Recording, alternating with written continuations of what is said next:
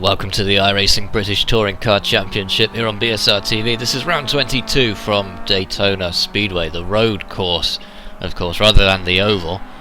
And 9 laps round here, 3 separate races, as is the usual. Qualifying is already out of the way, so the first race and the second race to take place shortly, and then the third race, I understand, will be a night race this evening, which will be a rather interesting prospect. Not used to seeing that on the touring car calendar, but nonetheless we're back for what seems to be the obligatory oval, or roval I should say, round, which we seem to have each time round through the schedule. Let's have a quick look at how the points stack up before we go down to the track. Drivers just warming up now. We're about 7 minutes away from going to the grid here. The Drivers' Championship, 21 rounds down. Jamie Rushworth is out there on top for MovieGo Racing. And then the 2 Bianco drivers who have shone all season, Adam Terry and Stefan Hoog. And Linus Brustrom is in 4th place again for MovieGo Racing. So those 2 teams monopolising the top 4 places in the championship. Last year's runner-up, Stilian Chepolevsky, is in 5th position. And then eBay Motors make their highest entry in 6th with Ellis Stevens. But just look at the top 5. Look how close they are on points there. It's unbelievable. 59 points separates the top 5 drivers. And bearing in mind, 1 race victory here will give you 60 points. So if any of these drivers fails to finish just 1 race, and there's 3 races this evening, so 180 points maximum on offer. Any of these drivers fail to finish one of these races, that's enough to put them out of contention at the top of the table. And David Baker of Speedworks is in 7th place. Reggie Blaine 8th, another MovieGo Racing driver, which means there's 3 MovieGo Racing drivers in the top 8. Pretty impressive. Robert Plumley 9th. Craig Burleson is in 10th place, and the scores start dropping off a little bit after that. Julian Janowski, the second Alison Lee driver, is in 11th. Simon Field for Triple Eight is in 12th. Last season's champion Andreas Katz is down in 13th place right now. Laura Bond in 14th. Johnson 15th. Hefford and McCarran, both Triple Eight drivers, are in 16th and 17th. Ash Sutton for CQR Ultimate is in 18th. Steve Richardson 19th. Eckhart von Glan then rounds out the top 20, and you can see that Eckhart is doing well in the championship, but he's a full 385 points now down behind the championship leaders. But we all know that the big prizes are in the team championship this year. The $100 prize for the winning team will be given out at the end of the season. Just notice that says after 18 rounds, that's after 21 rounds, so apologies for that, that's not quite right. But look how close that is right at the top. Bianco and MovieGo, there's absolutely nothing you can put between those 2 teams. Well, 36 points to be precise, but almost nothing you can put between them, and it's really close up there at the top. We won't get ahead of ourselves too much, but just looking at the qualifying results, it looks like MovieGo have the edge going into round 22 here at Daytona. Should be interesting to see, but we'll come on to those qualifying results in just a moment. eBay Motors are in 3rd. They're a little way back, and then a huge gap then down to 4th place for Addison Lee. Triple Eight are in 5th. CQR Fusion, the highest placed of the 3 CQR teams, in 6th place. DynoJet take the 7th spot. Speedworks in 8th. CQR Takata 9th. And KX Momentum are in 10th place. And all of the results are available for you on bsrtv.net on the website. There's a sidebar with all the results from all the different series we run. We can only show you the top 20 and the top 10 teams here. We haven't got time to go through all of the standings, but if you wanted to know where any particular driver is at any point during the season, that is where to go. Now, I understand this evening as well that we have Adam Terry's mum apparently watches each week to see how her boy is doing in the iRacing British Touring Car Championship, so a shout out to her if she's watching tonight, and let's hope that the Bianco driver can perform here at Daytona Speedway. And also Reggie Blaine, I understand his friends like to watch in as well. So shout out to any Reggie Blaine fans out there. He is the Movie Go Racing driver, well, one of 4 in fact out there on the track this evening. We'll be looking out for him to put in a good result as well. About 2 minutes away from the grid, drivers still warming up. This is a very unusual circuit on the calendar. We have a lot of tricky technical tracks, and this is kind of anything but really. You're going to be seeing a lot of low downforce settings, very low wing if any drivers want the speed on the straight, but it does make the car hard to control, so watch out for those Kia Optimas getting a little bit loose going into the heavy braking areas where we come off the oval and into the infield section, especially the bus stop, which is a very tricky series of corners.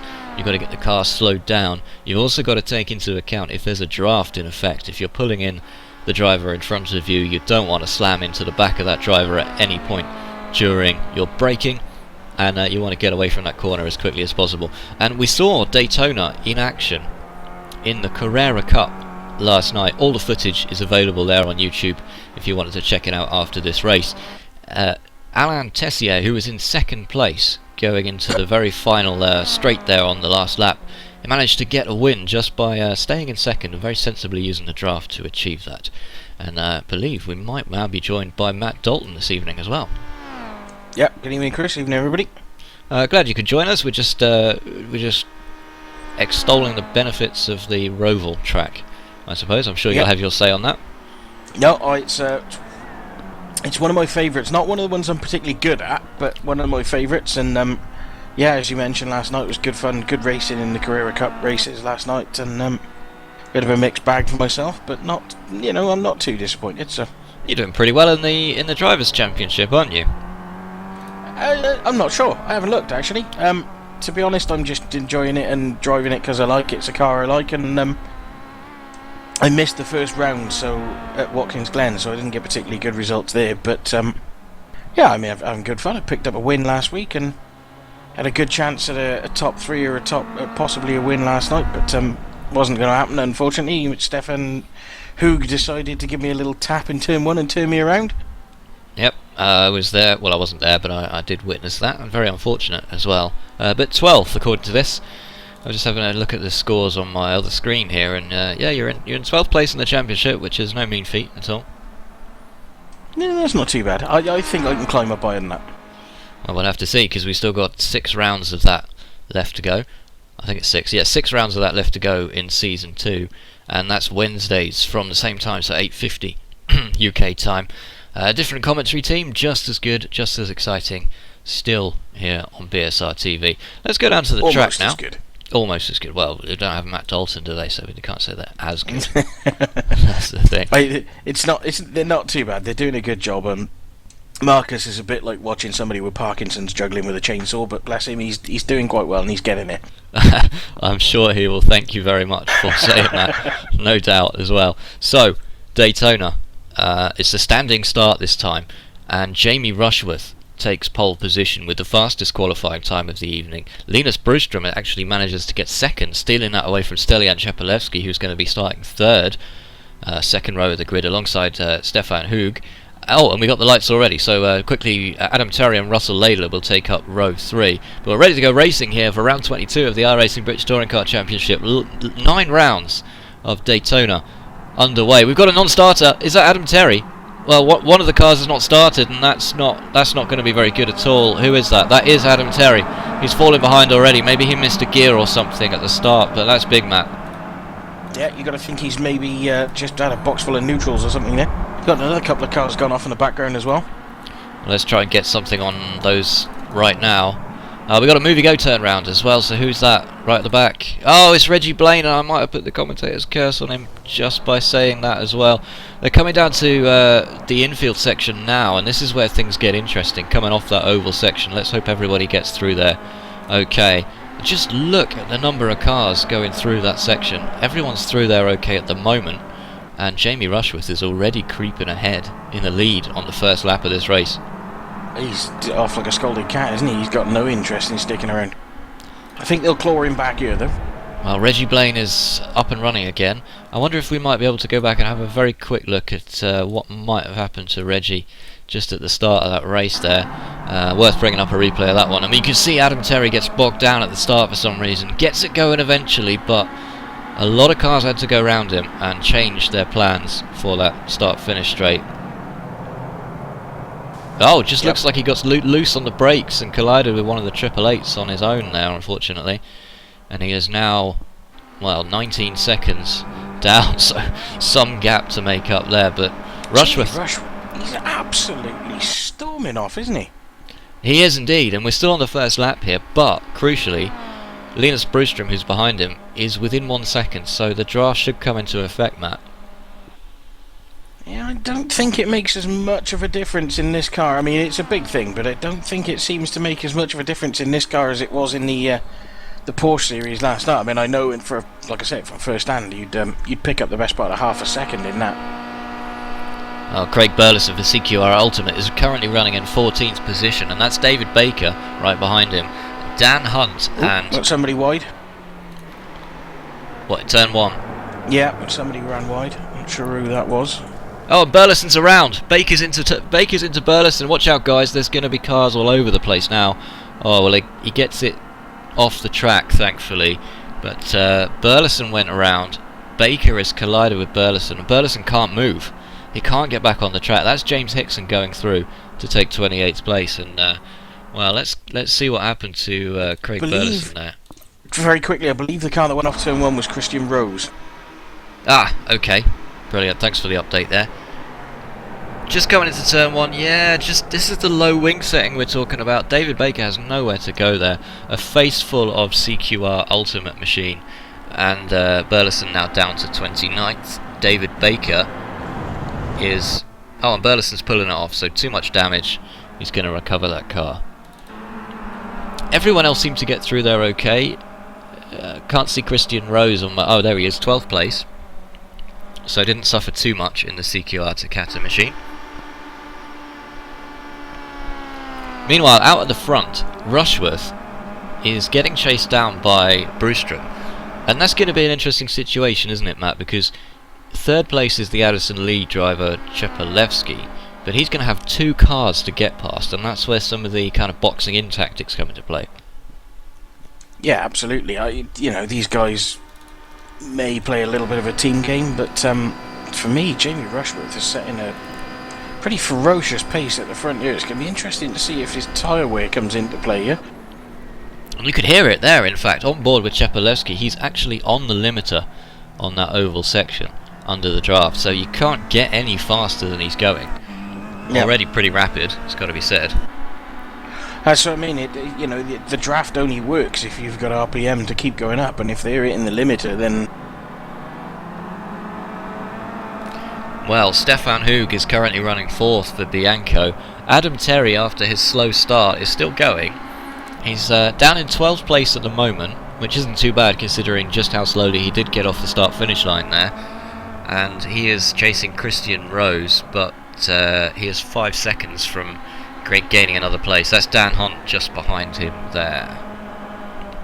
So 3 laps down already. Very eventful, and we thought it might be as well. Yeah, absolutely. I like the Roval thing. I think it's a good combination, and it's a little bit like one of the old perhaps the old Hockenheim, where because of the sheer amount of straight you've got, you need to run a really low wing, which makes the car very, very nervous.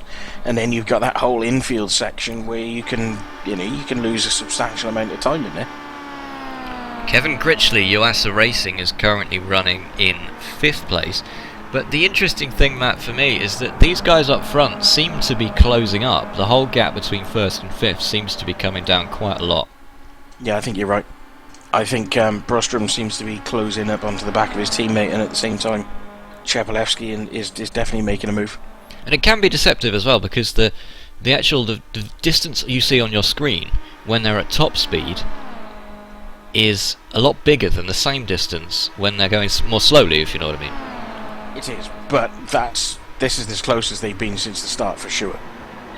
Rushworth has a 0.4 second gap, but it's only 1 second right back to 4th place, and that was very close under the brakes from Stefan Hoog coming into turn 1 there.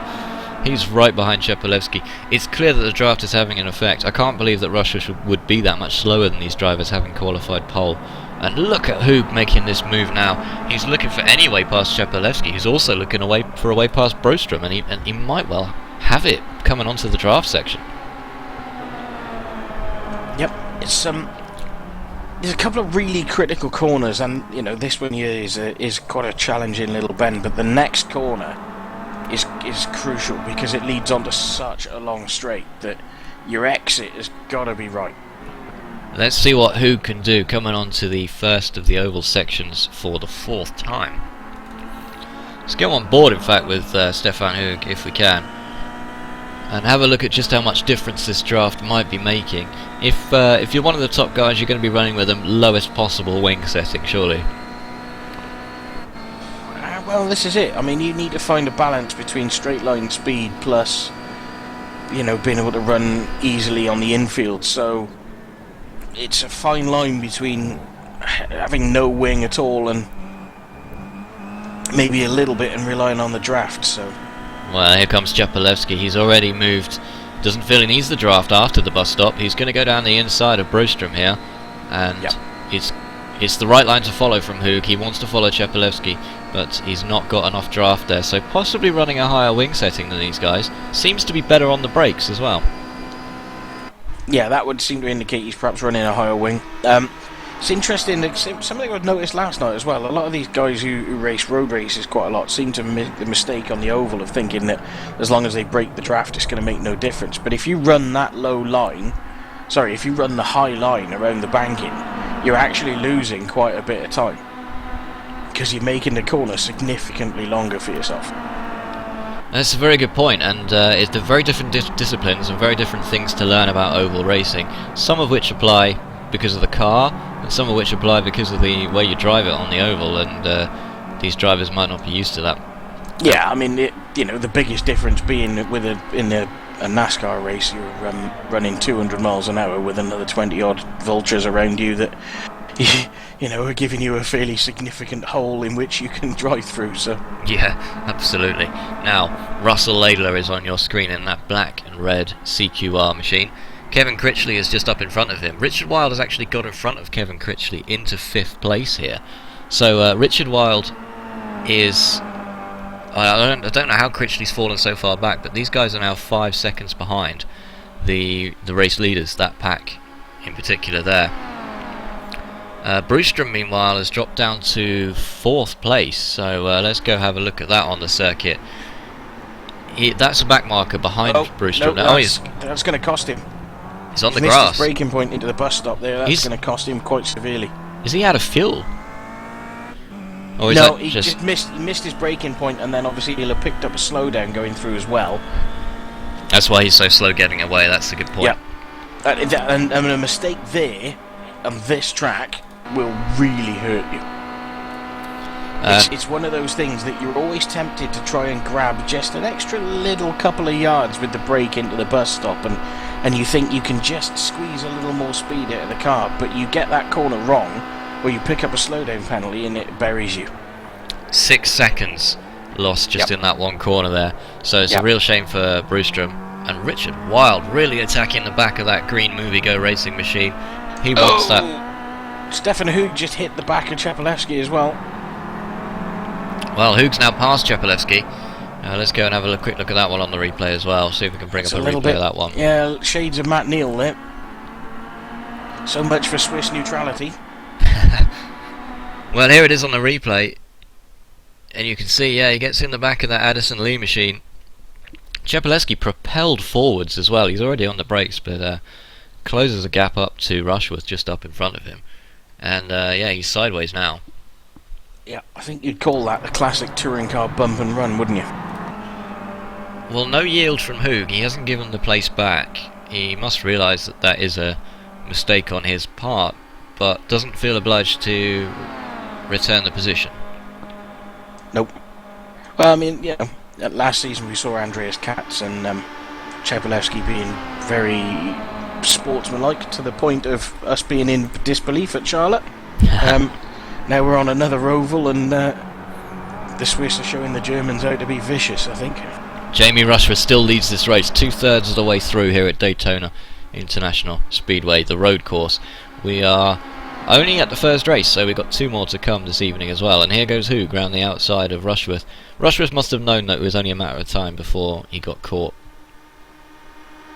Yeah, possibly just using this as a test of what'll happen on the last lap. If that was the last lap, Stefan Hoog would have won. By a hair as well, which is exactly what we saw in the Carrera Cup. Yep. Yields the first position back to Jamie Rushworth instead of forcing the issue around the outside. And he probably just wants to follow Rushworth now, doesn't he? But Chepalewski is lurking behind, and Chepalewski won't have forgotten that he was nudged out of second by the man in front of him, Stefan Hoog. No, if I was Stefan Hoog, I'd want to get in front of Jamie Rushworth and keep going as fast as I can, because Stelly is not going to be amused. Well, the Addison Lee driver is not having the season of his dreams, put it that way. He's not doing badly at all, 5th place in the championship, but not as high up as he would have liked to be going into the season. He must have had his eyes on the victory there going into the season after what happened to him last season. Yeah, I think that's fair to say. He would have wanted to win it. And Chepalewski's just got a few connection issues as well. Oh, he's not out of it by any means. There's, as we were saying in the intro to the show, the top 5 drivers are separated by 59 points, so that's 1 race victory. Well, there we are then. So if he picks up a couple of wins here, I think he looks quite menacing in 3rd. I think he's driving. He seems to be a little bit more smooth than the 2 guys in front of him, Hoog especially looks a little bit ragged for me. He does. Wondering if it's the extreme low wing setting, perhaps, that we might have seen. But then we did think that perhaps he's not running that. So maybe we can ask some of these drivers later if we can get them in to have a word. Adam Terry, meanwhile, after his disaster start, has recovered to 11th place. That's Christian Rose just up in front of him, who also made a mistake at the start. Terry down the inside will take that 10th position, but Rose is going to hang on to the back of that car. That's 2-time champion Ellis Stevens just behind, running in 12th position. In fact, let's bring up the positions on the screen now so that we can have a quick look, see what's going on there. Oh, Stefan Hoog's just gone. He's made a move. Hoog has just taken the lead. That was a great move. Late break. And now here comes Chepalewski as well. So Rushworth wants that back, you can see it, but it's 1, 2, 3 within a few tenths of a second of each other, and Chepalewski needs to find a way round cleanly if he's going to make a move at all. Little love tap on the back of Hoog's car, just giving him the reminder that Jamie Rushworth is right behind him.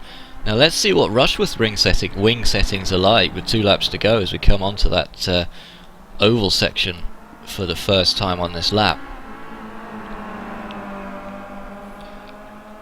And you can see just how much, I mean, they were nose to tail in that section we were just looking at, and as soon as they're on the oval, getting up some speed, that's where the gap starts to come into play. Yep. Chepalewski looks to have dropped off, perhaps didn't get the best entry to the oval section that he could have done there. Yeah, I think he also possibly is just making the calculation that these 2 could end up having a little bit of contact, and he's deciding to give himself a little space. But this is where, for me, Chepalewski's quick. It's through that bus stop chicane. He's got a really nice line on entry to that. Although say that this time, and he's lost ground. He has. He's dropped back a little bit. See, now that's not going to work. Jamie Rushworth's got that wrong. You're not going to be able to run that high line up there out of the draft. You're just going to lose speed.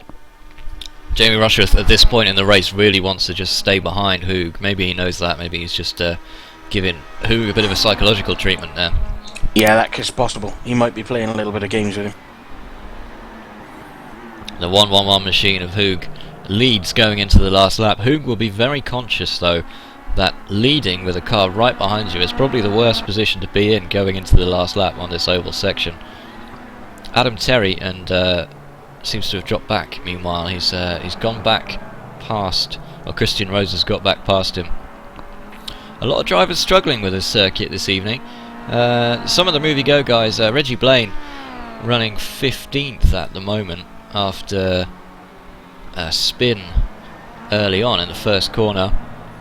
Katz doesn't seem to have the pace, does he? He's 8th at the moment. Had a quiet race, still plugging away, but Yeah, he's another. He just seems to have struggled since the car moved on to the newer iRacing tyre model. He's just not quite got the grips with it, is he? That's very true. He's Rushworth's 13th got in the a championship great at the moment exit as well. So last lap from Daytona. Hoog is going to have a job holding on to this one for the victory.